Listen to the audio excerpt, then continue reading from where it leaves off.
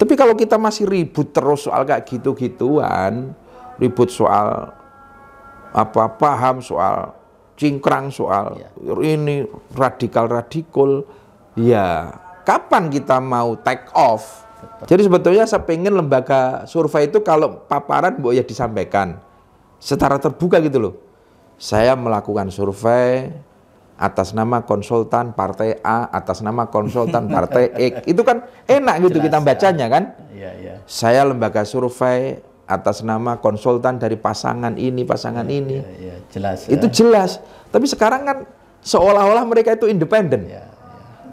Seolah-olah survei itu independen. Padahal ya pasti ada yang pesan kan. Pasti ada yang pesan. Masa ada lembaga survei kok tiap minggu mengeluarkan hasil ini? Iki kapan surveinya? Saya bilang itu. Dari mulai ujung timur Pondok Besar itu Situ Bondo. Itu Raholil malah semangat sekali gitu kan. Terus Sidogiri di Sowani juga begitu merestui. Langitan. Terus juga di Jombang sendiri Denanyar, Tambak Beras, Lirboyo, Ploso, masai-masainya juga memberikan restu. Pak Ganjar banyak meninggalkan program yang baik, tetapi kekurangannya juga masih banyak itu loh. Petani lah contoh di Jawa Tengah ini semua masih ngeluh soal pupuk yang sulit. Terus pasca panen harga-harga tidak bisa terkendali justru dengan masuknya impor. Di Brebes bagaimana harga bawang merah, bawang putih panen malah dibuang di jalan-jalan karena pasarnya tidak bisa terkontrol itu loh. Belum lagi kalau kita ngomong infrastruktur. Ya ini kadang-kadang kita sering kalau orang itu dari Jawa Timur bisa tidur nyenyak pasti akan terbangun ketika masuk di perbatasan Jawa Tengah. Jadi kemarin ketika disambangi oleh Caimin ke kanan, alhamdulillah sudah mau ya lal waton. Nah ini kan akhirnya ke tengah, ini harus dipahami gitu loh. Saya minta kepada kader-kader NU ini, kita ini besar, kita ini sudah ditanamkan akidah oleh para kiai-kiai kita, maka kita harus percaya diri. Jangan menjadi santri, menjadi kader NU kok kita itu selalu ragu, mau ke kiri takut, mau ke kanan takut, cuman jedutut aja. Justru kita ini harus mobil bergerak, mengajak yang kanan ke tengah, kiri ke tengah, sekali lagi untuk kedamaian Indonesia. Ukhuwah Islamiyah, ayolah tinggalkan kecebong kampret. Ini saatnya demokrasi kebinekaan. Ayolah kita ke tengah. Umat Islam jangan lagi dipecah belah, diadu domba, itu loh. Tapi ukhuwah Islamiyah harus kuat. Ketika Islam kuat, Indonesia akan kuat. Nanti akan muncul ukhuwah watoniyah, NKRI harga mati tadi. Jadi itu harus mindset ini harus dirubah lah. Warga NU harus lebih percaya diri bahwa kita ini besar, kita tidak akan mudah terpengaruh, justru kita yang akan membawa kebaikan untuk bersama. Gitu. Ya, itu. Jadi orang mengenal NU itu ormas terbesar di dunia. Tetapi ini saatnya sebetulnya bahwa besar itu harus ditunjukkan ya. Iya. Jangan terpecah belah lagi dan harus bersatu, harus solid ini. Tetapi nyatanya 1-2 di luaran masih terdengar itu. Ya. NU bahkan secara struktural itu sepertinya PB juga berbeda dengan PKB. Itu sebetulnya yang mestinya harus betul-betul diupayakan untuk bersatu itu. Ya, kita memahamilah PBNU itu ormas, bukan organisasi politik gitu loh. Ya kita berharap PBNU bisa concern di kegiatan-kegiatan pemberdayaan umat, pendidikan, juga ya perekonomian, kesehatan. Untuk urusan politik biar diurus PKB lah, itu loh. Memang seharusnya begitu. Ya, harusnya begitu kan. Ibaratnya ini kan politik ini kan ruang yang ruang yang berat lah. Ibaratnya banyak tikungan, banyak comberan dan lain sebagainya. Biarlah kita inilah yang gerak di situ. Nahdlatul Ulama kita posisikan di tempat yang terhormat. Biarlah nanti kader-kader PKB yang berkhidmat kepada NU, apapun yang PKB perjuangkan, yang Caimin, seluruh kader PKB perjuangkan, hasil terbaiknya adalah untuk kebesaran Nahdlatul Ulama dan kejayaan Indonesia, itu kan. Karena faktanya NU ya PKB, PKB ya NU sebenarnya. Iya, itu nggak bisa dipisahkan meskipun sekarang ada upaya-upaya memisahkan. Ya seperti tadi ya, dulu Gus Dur dipisahkan dari PKB karena mereka nggak ingin, tanda kutip, ada kelompok-kelompok yang nggak ingin PKB NU ini menyatu dan besar, itu loh. Itu akan terus terjadi. Gus Dur dipecah belah di PKB. Karena PKB itu begitu lahir jadi 3 besar, kan menakutkan. Ya, betul. Iya. Sekarang pun juga ada upaya-upaya itu. Jangan sampai NU dengan PKB ini solid. Karena ini ya bagi orang-orang yang terancam kepentingan apa ya, ekonomi, kepentingan apa.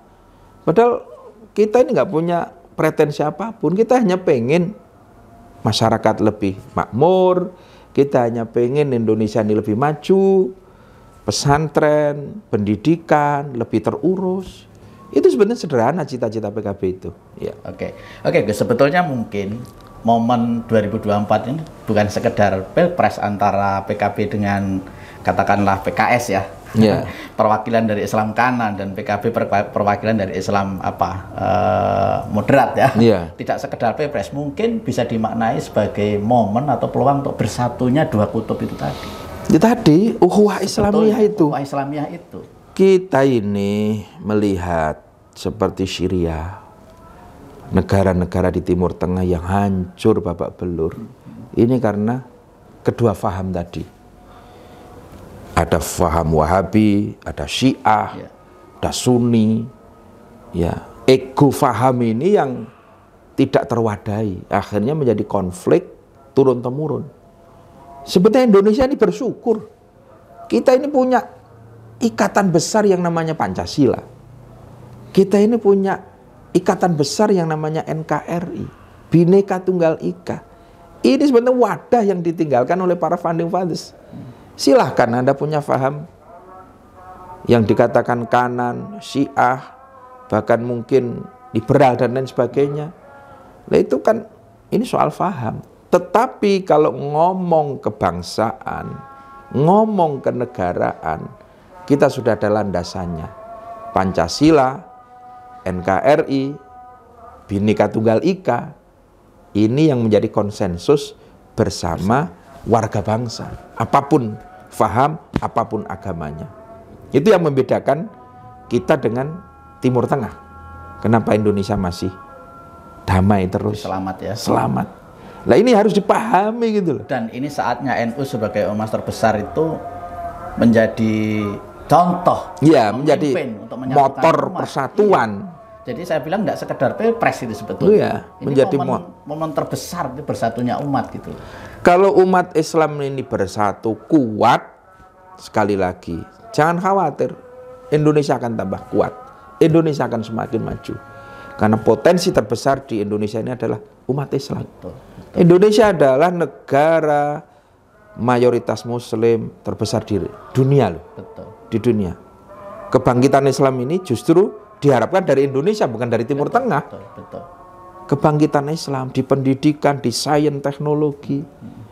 Tapi kalau kita masih ribut terus soal kayak gitu-gituan, ribut soal apa paham, soal cingkrang, soal ini radikal-radikal, ya kapan kita mau take off? Betul.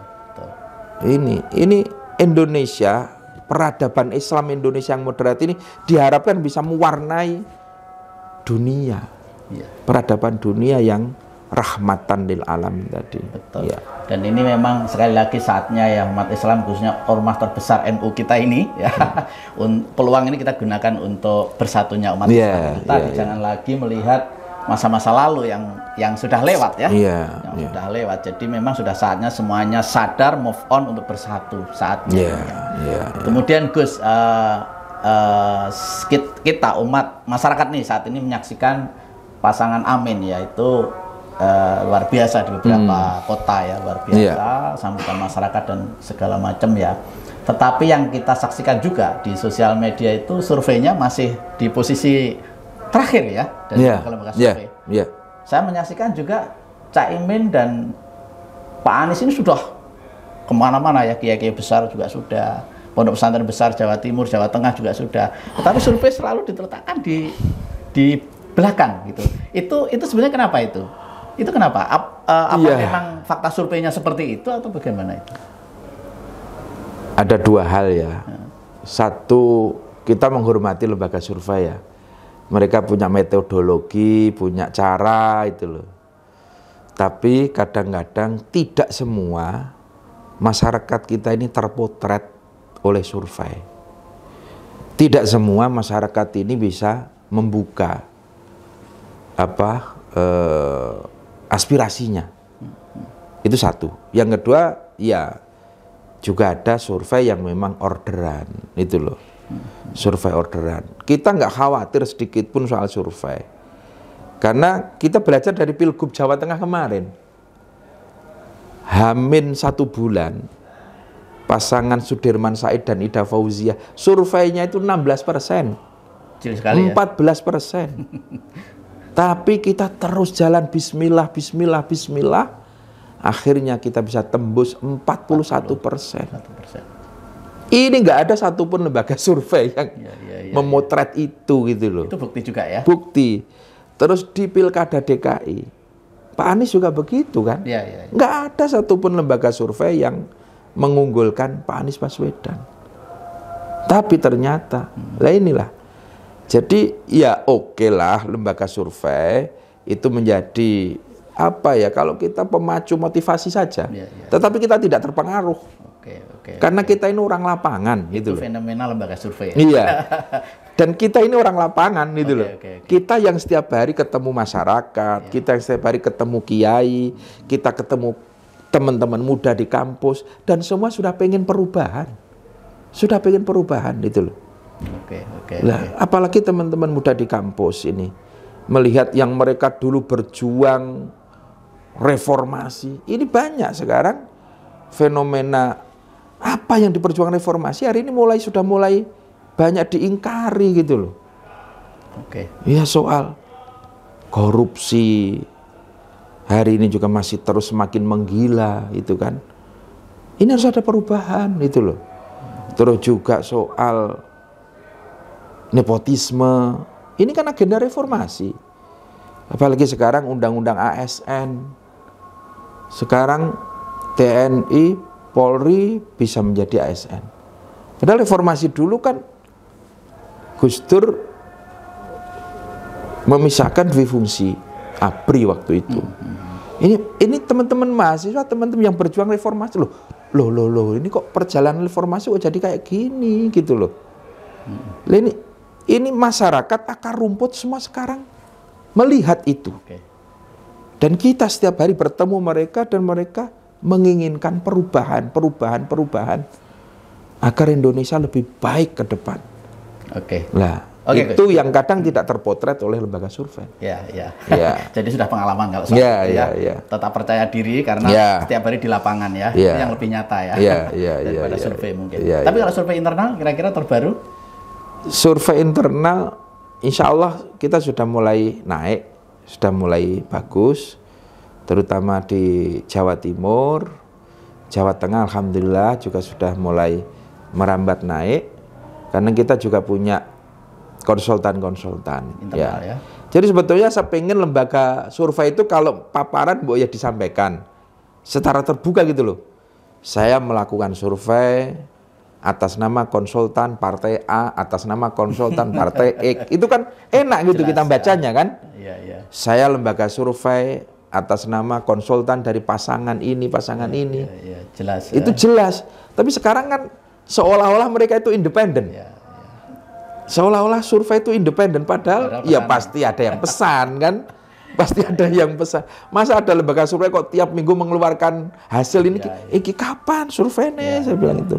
Wah ini by phone, ini pas. Jadi masyarakat tidak perlu terpengaruh. Tidak perlu terpengaruh. Tidak perlu terpengaruh. Wacana tidak apa-apa. Tidak apa-apa. Oke Gus, kita juga pengen tahu nih, sebetulnya jaringan Kiai Pondok Pesantren Besar Jatim, Jateng, Jawa Barat ini mana aja yang sudah dikunjungi dan menyatakan mendukung pasangan Amin? Ini yang menjadi satu kelegaan kita. Saya merasakan baru kali inilah kita jalan merasa ringan. Nang hati ini kepenak itu loh. Meskipun ini berat ya, tetapi di hati itu ringan, enak. Karena apa? Karena para masyayikh-masyayikhnya kumpul. Dari mulai ujung timur Pondok Besar itu Situ Bondo. Itu Raholil malah semangat sekali gitu kan. Terus Sido Kiri di Sowani juga begitu merestui, Langitan, terus juga di Jombang sendiri, Denanyar, Tambak Beras, Lirboyo, Ploso, masyayikh-masyayikhnya juga memberikan restu.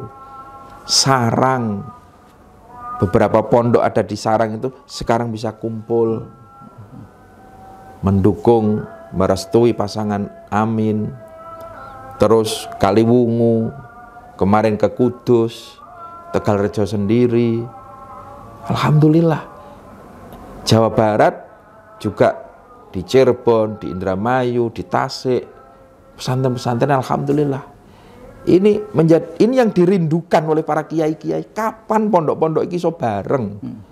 Karena setiap pilpres, pilgub itu pasti beda gitu loh. Terkotak-kotak ya. Terkotak-kotak. Lah ini pasangan Amin ini bisa menjadi jembatan. Karena kedua-duanya ini santri gitu loh. Kedua-duanya ini santri. Pak Anies juga santri, Gus Muhaimin juga santri.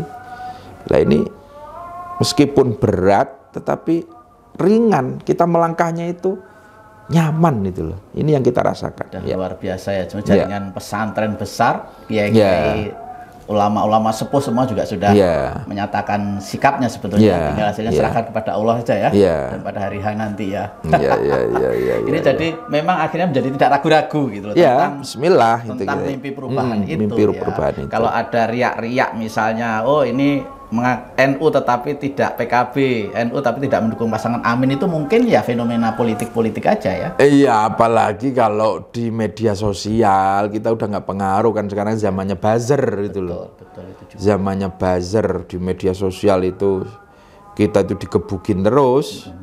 Ya karena memang kerjaan mereka ya kita ya memang mereka dapat nafkah dari situ.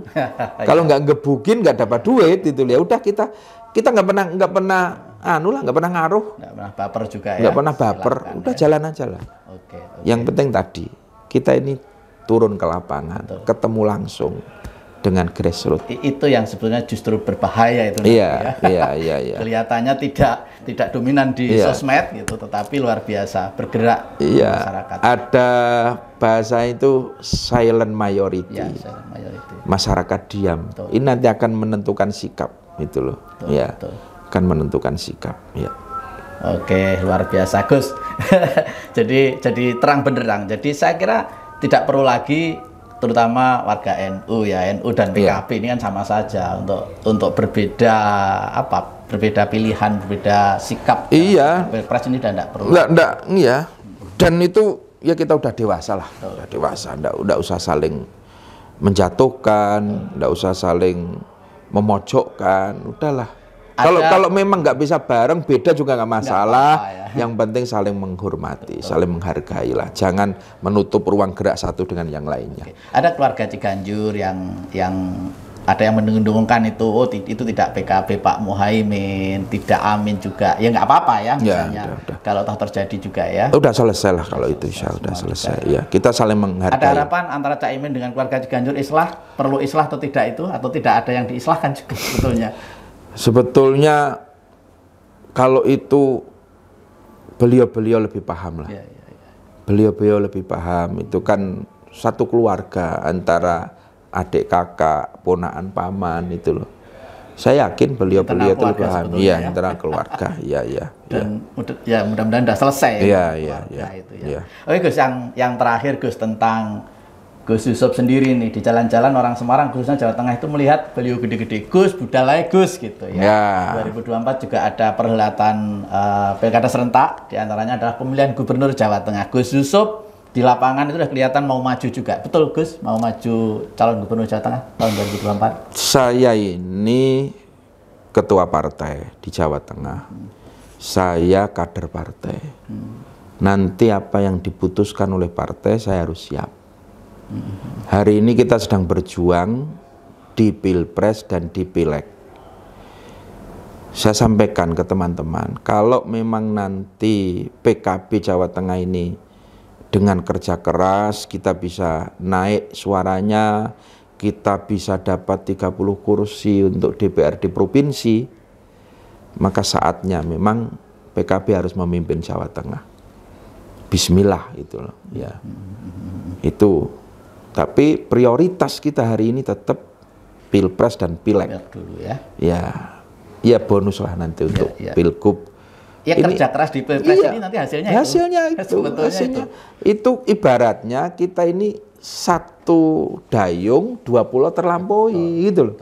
Saya sampaikan ke teman-teman, tidak hanya Pilgub, pilkada di daerah juga begitu. Betul. Teman-teman kerja keras di kabupaten, di kota, memenangkan PKB menang, kader NU akan memimpin kabupaten, kader NU akan memimpin di kota, itu loh. Itu karena memang cita-cita kita kan. Dan ya politik identitas itu sah di Republik ini kan, sah di Republik ini dan itu dilindungi oleh konstitusi kok. Bahwa setiap warga negara itu berhak dipilih dan memilih, itu loh. Bahkan saya mengutip apa disampaikan Prof. Mahfud MD. Bung Karno sendiri itu yang menganjurkan untuk memilih sesuai agamanya, itu loh. Bung Karno menyampaikan itu. Hei umat Islam, kamu jangan berharap Indonesia menjadi negara Islam.